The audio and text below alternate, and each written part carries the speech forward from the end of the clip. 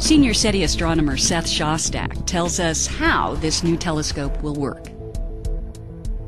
Now clearly we're trying to find evidence of ET, and we're trying to do that by looking for a signal in what's called the electromagnetic spectrum, which is just a fancy way of saying the radio dial, at least for us. Now, let me turn on my radio here. Okay, you hear that static, all right? That's just all natural noise. Galaxies and hot gas between the galaxies and pulsars and quasars, they all make radio noise, and it's everywhere on the dial.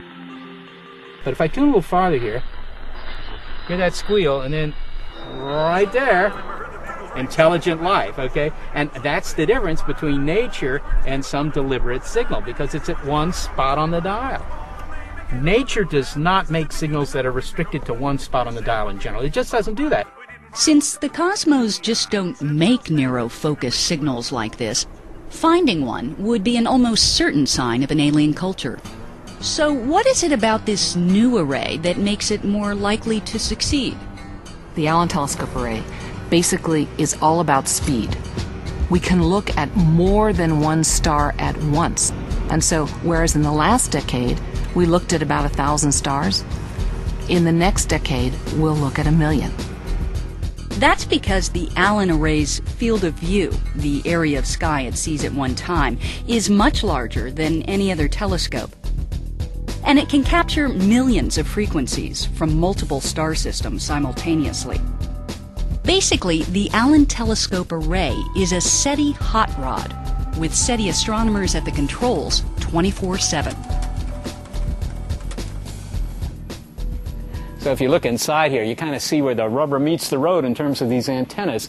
I mean, the operation is actually, in principle, very, very simple. The radio waves come in from the sky, and then they come down to this Buck Rogers-looking thing here. This is called the feed, but really all it does is it takes those incoming radio waves and amplifies them and turns them into electrical signals that then go down a fiber optic cable back underground to the control room.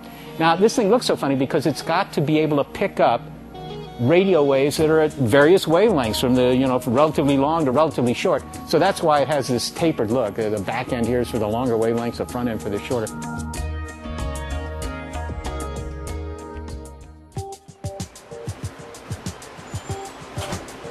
The antennas send everything they collect from the cosmos into this room. It comes in like that here.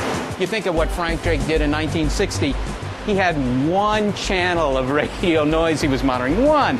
Here we got 100 million channels coming in, and then we move up the dial to take another 100 million and another 100 million. The sheer scale of the search is almost impossible to imagine. Remember, in our galaxy alone, there are over 300 billion other suns, many with orbiting planets, and beyond that lie 100 billion other galaxies, just like our own.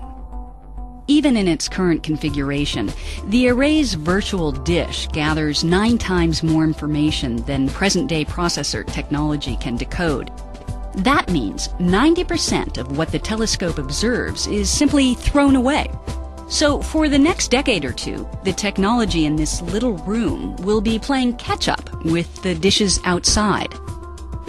We know that technology is going to continue to advance at an exponential rate, and so all this stuff will be replaced in another 5 years by yet faster machines, which allow us to look at more star systems, more channels, in other words, to speed up the SETI search. And as that search accelerates, Tarter and other SETI scientists are thinking about the consequences of success.